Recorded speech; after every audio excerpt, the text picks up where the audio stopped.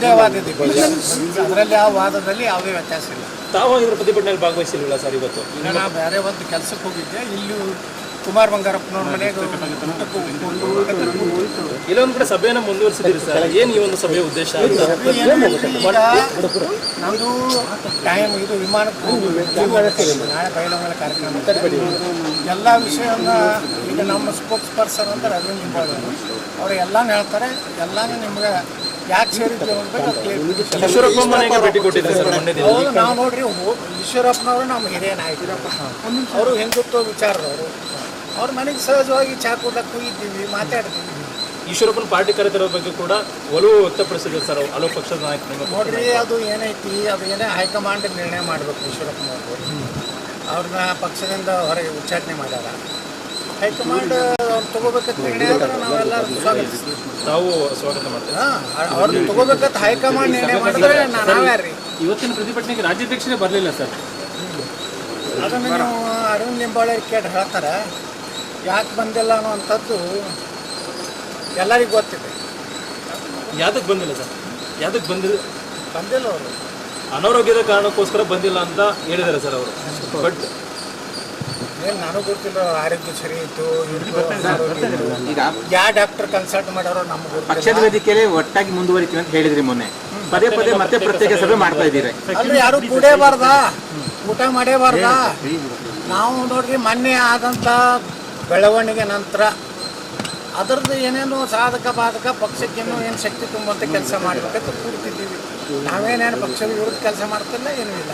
ಹಾಗಿದ್ರೆ ಹೋರಾಟದಲ್ಲಿ ಭಾಗವಹಿಸಬೇಕಾಗಿತ್ತು, ಬರ್ಬೋದಾಗಿತ್ತು ಸರ್, ಒಟ್ಟಿಗೆ ಬರ್ಬೋದಾಗಿತ್ತಲ್ಲ. ಅಶೋಕ್ ಅವ್ರ ಬರ್ಬೋದಾಗಿತ್ತು. ಯಾರು? ಅಶೋಕ್ ಅವ್ರ ನೇತೃತ್ವದ ಪ್ರತಿಭಟನೆ ಆಯಿತು, ವಿಜೇಂದ್ರ ಅವರ ನಾಯಕ ಅಶೋಕ್ ಅವರ ನೇತೃತ್ವದ ಬಗ್ಗೆ ನಮ್ದೇನು ತಕರಾರು ಇಲ್ಲ. ಬರಬೇಕಾಗಿತ್ತು, ಸ್ವಲ್ಪ ನಾನು ಬೇರೆ ಕೆಲಸದ್ದು ಬಂದು ಇಲ್ಲೇ ನೇರವಾಗಿ ಇದಕ್ಕೆ ಬಂದೆ. ಸರ್, ಈಗ ಮುಖ್ಯಮಂತ್ರಿಗಳು ರಾಜೀನಾಮೆ ಕೊಡಬೇಕು ಅನ್ನೋದ್ರ ಬಗ್ಗೆ ದೊಡ್ಡ ಮಟ್ಟದಲ್ಲಿ ಕೇಳಿ ಬರ್ತಾ ಇದೆ ಸರ್. ನೀವು ಕೂಡ ಹೋರಾಟವನ್ನು ಮಾಡ್ತೀರಿ ಸರ್ ಬರುವಂಥ ದಿನಗಳಲ್ಲಿ, ನೀವು ಕೂಡ ಕೇಳ್ತೀರಾ? ಭಾರತೀಯ ಜನತಾ ಪಾರ್ಟಿ ಎಲ್ಲ ಕಾರ್ಯಕರ್ತರು ಸಿದ್ದರಾಮಯ್ಯನವರು ರಾಜೀನಾಮೆ ಕೊಡಬೇಕು. ಯಾಕಂದ್ರೆ ಹಿಂದೆ ಯಡಿಯೂರಪ್ಪನವರು ಇದೇ ರೀತಿ ಆದಾಗ ಮುಖ್ಯಮಂತ್ರಿ ಸ್ಥಾನದಲ್ಲಿದ್ದಂಥವರು ಏನು ಎನ್ಕ್ವೈರಿ ಮ್ಯಾಗೆ ತನಿಖೆ ಮೇಲೆ ಪ್ರಭಾವ ಬೀರ್ತಾರಂತೇಳಿ ಇದೇ ಸಿದ್ದರಾಮಯ್ಯನವರು ಹೇಳಿದರು.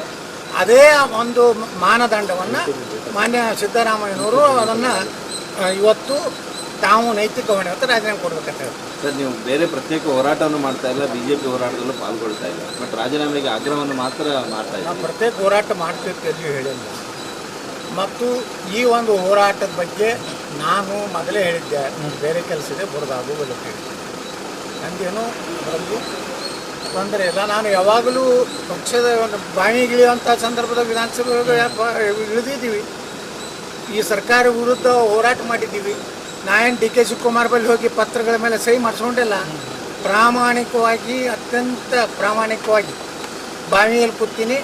ಯಾರು ಸಹಿ ಮಾಡಿಸ್ಕೊಂಡಾರೋ ಅವ್ರ ಬಗ್ಗೆ ನೀವು ಹೋಗಿ ಕೇಳ್ರಿ. ನೀವೇನ್ರಿ ಹೋಗಿದ್ರೆ ಹೋರಾಟ ಹತ್ತೀರಿ, ಒಂದು 20 ಡಿ ಕೆ ಶಿವಕುಮಾರ್ ಕಡೆ ಸಹಿ ಮಾಡಿಸ್ಕೊತೀರಿ, ನಿಮ್ಮ ನೈತಿಕತೆ ಏನಂತ ಅವ್ರಿಗೆ ಕೇಳ್ರಿ. ನೀವು ರಾಜೀನಾಮೆ ಕೇಳ್ತಿದ್ರಿ ಮುಖ್ಯಮಂತ್ರಿಗಳು, ಆದರೆ ಕಾಂಗ್ರೆಸ್ ನಾಯಕರು ಬಿಜೆಪಿಯಲ್ಲಿ 2 ಬಣ ಇದೆ, ಮೊದಲು ಅದು ನೋಡ್ಕೊಳ್ಳಿ ಫಸ್ಟ್ ಅಂತ ನಿಮ್ಮನ್ನ ಸೇರಿದಂತೆ ಅವ್ರು. ಬಿಜೆಪಿಯಲ್ಲಿ 28 40 ಅವ್ರಿಗೆ ಏನು ಬೇಕಾಗಿಲ್ಲ. ಕಾಂಗ್ರೆಸ್ನಲ್ಲಿ 8 ಮಂದಿ ಮುಖ್ಯಮಂತ್ರಿಗಳದ 8 ಬಣ ಅದಾವ. ಕಾಂಗ್ರೆಸ್ ಸಿದ್ದರಾಮಯ್ಯ ಬಣ ಬೇರೆ, ಡಿ ಕೆ ಈ ಎಲ್ಲ ಹೋರಾಟದ ಹಿಂದೆ ಯಾರದಾರಪ್ಪ? ಇವೆಲ್ಲ ಅವ್ರನ್ನ ಸಿದ್ದರಾಮಯ್ಯನವ್ರ ವಿರುದ್ಧ ಇರುವಂಥದ್ದು, ಮಲ್ಲಿಕಾರ್ಜುನ್ ಖರ್ಗೆ ವಿರುದ್ಧ ಇರುವಂಥ ಎಲ್ಲ ಮಾಹಿತಿ ಕೊಡೋರು ಯಾರು? ಅವ್ರ ಪಾರ್ಟಿಯವರೇ. ಯಾರು ಸರ್? ಡಿ ಕೆ ಶಿವಕುಮಾರ್ ಅವರೇ ಭಾಳ ಪ್ರಭಾವಿ ನಾಯಕ ಕರ್ನಾಟಕದ. ಅವ್ರು ಕೊಡ್ಲಕ್ಕತ್ತಾರ, ನಾವಲ್ಲ.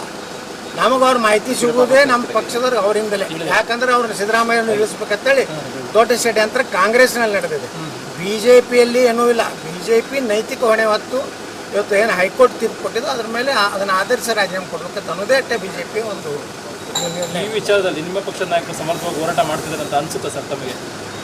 ನಾವು ಇದು ಇನ್ನೂ ಕಾಲ ಪಕ್ವಾಗಿಲ್ಲ. ಪಕ್ವ ಆಯ್ತಂದ್ರೆ ಹೇಳ್ತೀವಿ.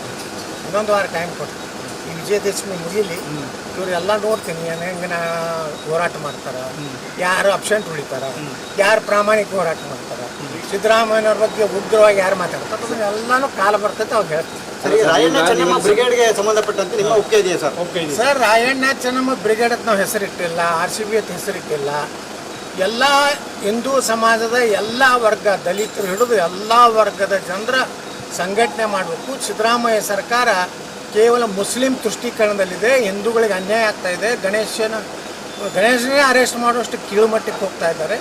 ಇದರ ಎಲ್ಲದರ ವಿರುದ್ಧ ಇವತ್ತು ಹಿಂದುಳಿದ ಸಮುದಾಯದಲ್ಲಿ ಸಹಿತ ಸಿದ್ದರಾಮಯ್ಯನವರ ಇವತ್ತಿನ ನಡವಳಿಕೆ ಏನಿದೆ ಒಂದೂವರೆ ವರ್ಷದಿಂದ ಅವರು ಬರೀ ಮುಸ್ಲಿಮರ ಒಬ್ಬ ಹಿತೈಷಿ ಕೆಲಸ ಮಾಡ್ತಾ ಇದ್ದಾರೆ.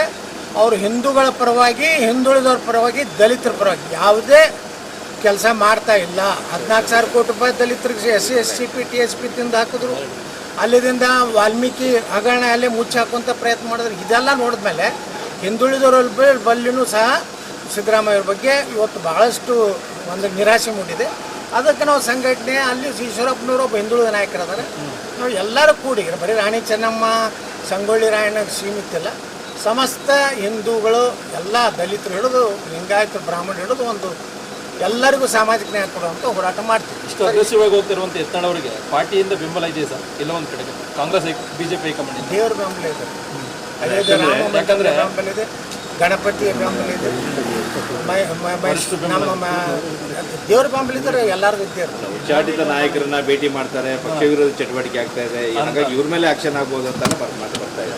ಅಲ್ಲ ನೀವು ಬರೀತೀರಿ, ನಿಮ್ಗೆ ಹೆಂಗೆ ಬೇಕು ಹಂಗೆ ಬರೀತಾರೆ. ನಾವೇನು ಅದಕ್ಕೆ ನೀವು ಹೇಳ್ಬಿಟ್ರಿ, ನೀವು ಮೀಡಿಯಾದವರು ವಿಷಯಂದ್ರಿಗೆ ಎಬ್ಬಿಸ್ಬೇಕಾದ್ರೆ ಇದನ್ನು ಎಬ್ಬಿಸ್ತೀವಿ.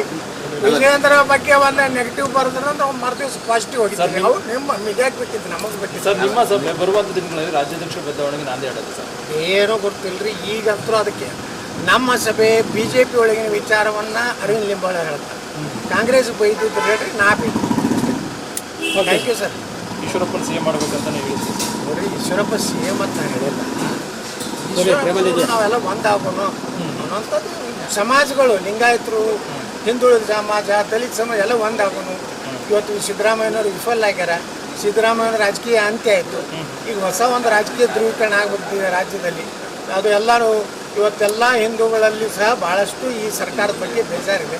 ನಾವೆಲ್ಲ ಒಂದಾಗಿ ಹೋಗ್ಬೇಕಂತ ಹೇಳಿದ್ದೇನೆ ಹೊರತು CM ಯಾರು ಆಗ್ಬೇಕು ಅನ್ನೋದು ಪಾರ್ಟಿ ಹೈಕಮಾಂಡ್ ನಿರ್ವಹಣೆ ಮಾಡ್ತದೆ, ಜನ ನಿರ್ಣಯ ಮಾಡ್ತಾರೆ. ಸರ್, ತಾವು ಒಂದು ಮಾತು ಹೇಳ್ತಾ ಇದ್ರಿ, ಸಿದ್ದರಾಮಯ್ಯ ಕೆಳಗಿಳಿದ್ರೆ ಕಾಂಗ್ರೆಸ್ ಸರ್ವನಾಶ ಆಗುತ್ತೆ ಅಂತ. ಇದೇ ಕೊನೆಯ ಮುಖ್ಯಮಂತ್ರಿ ಆಗ್ತಾರೆ ಬರ್ತಾ ಇದೆ. ಕಾಂಗ್ರೆಸ್ ಸಿದ್ದರಾಮಯ್ಯನ ಇಳಿಸಿದ ದಿವಸ ಕರ್ನಾಟಕದಲ್ಲಿ ಕಾಂಗ್ರೆಸ್ಸಿನ ಕೊನೆಯ ಮುಖ್ಯಮಂತ್ರಿ ಸಿದ್ದರಾಮಯ್ಯ. ಮುಂದೆ ಯಾರೂ ಆಗೋದು ಒಂದೇ ವಾದ ಇದೆ, ಅದರಲ್ಲಿ ಆ ವಾದದಲ್ಲಿ ಯಾವುದೇ ವ್ಯತ್ಯಾಸ ಇಲ್ಲ.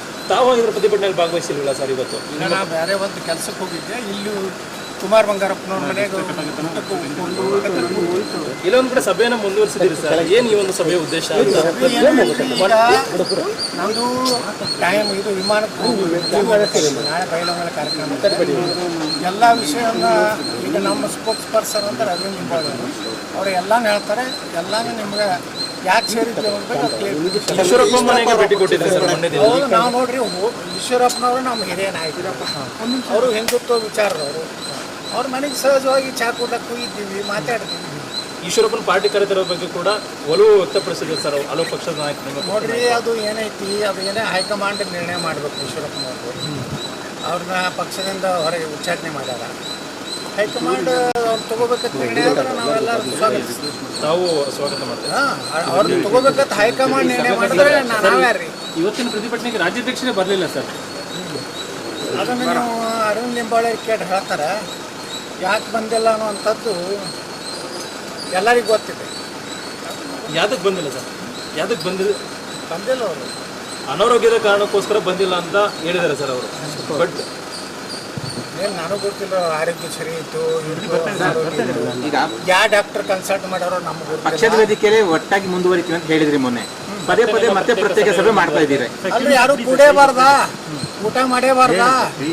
ನಾವು ನೋಡ್ರಿ ಮೊನ್ನೆ ಆದಂಥ ಬೆಳವಣಿಗೆ ನಂತರ ಅದರದ್ದು ಏನೇನು ಸಾಧಕ ಬಾಧಕ ಪಕ್ಷಕ್ಕೇನು ಏನು ಶಕ್ತಿ ತುಂಬುವಂಥ ಕೆಲಸ ಮಾಡಬೇಕಂತ ಕೂಡ್ತಿದ್ದೀವಿ. ನಾವೇನೇನು ಪಕ್ಷದ ವಿರುದ್ಧ ಕೆಲಸ ಮಾಡ್ತಿಲ್ಲ, ಏನೂ ಇಲ್ಲ. ಇವರು ಹೋರಾಟದಲ್ಲಿ ಭಾಗವಹಿಸಬೇಕಾಗಿತ್ತು ಸರ್. ಇವತ್ತು ನೀವು ಬರ್ಬೋದಾಗಿತ್ತು ಸರ್, ಒಟ್ಟಿಗೆ ಬರ್ಬೋದಾಗಿತ್ತಲ್ಲ. ಅಶೋಕ್ ಅವ್ರ ಹೋದಾಗಿತ್ತು. ಯಾರು ಅಶೋಕ್ ಅವ್ರ ನೇತೃತ್ವದ ಪ್ರತಿಭಟನೆ ಆಯಿತು, ವಿಜೇಂದ್ರ ಅವರ ಅಶೋಕ ನೇತೃತ್ವದ ಬಗ್ಗೆ ನಮ್ದೇನು ತಕರಾರೇ ಇಲ್ಲ. ಬರಬೇಕಾಗಿತ್ತು. ಸ್ವಲ್ಪ ನಾನು ಬೇರೆ ಕೆಲಸದ್ದು ಬಂದು ಇಲ್ಲೇ ನೇರವಾಗಿ ಇಲ್ಲಿದ್ದಕ್ಕೆ ಬಂದೆ. ಸರ್, ಈಗ ಮುಖ್ಯಮಂತ್ರಿಗಳು ರಾಜೀನಾಮೆ ಕೊಡಬೇಕು ಅನ್ನೋದ್ರ ಬಗ್ಗೆ ದೊಡ್ಡ ಮಟ್ಟದಲ್ಲಿ ಕೇಳಿ ಬರ್ತಾ ಇದೆ ಸರ್. ನೀವು ಕೂಡ ಹೋರಾಟವನ್ನು ಮಾಡ್ತೀರಿ ಸರ್ ಬರುವಂಥ ದಿನಗಳಲ್ಲಿ, ನೀವು ಕೂಡ ಕೇಳ್ತೀರಾ? ಭಾರತೀಯ ಜನತಾ ಪಾರ್ಟಿ ಎಲ್ಲ ಕಾರ್ಯಕರ್ತರು ಸಿದ್ದರಾಮಯ್ಯನವರು ರಾಜೀನಾಮೆ ಕೊಡಬೇಕು. ಯಾಕಂದ್ರೆ ಹಿಂದೆ ಯಡಿಯೂರಪ್ಪನವರು ಇದೇ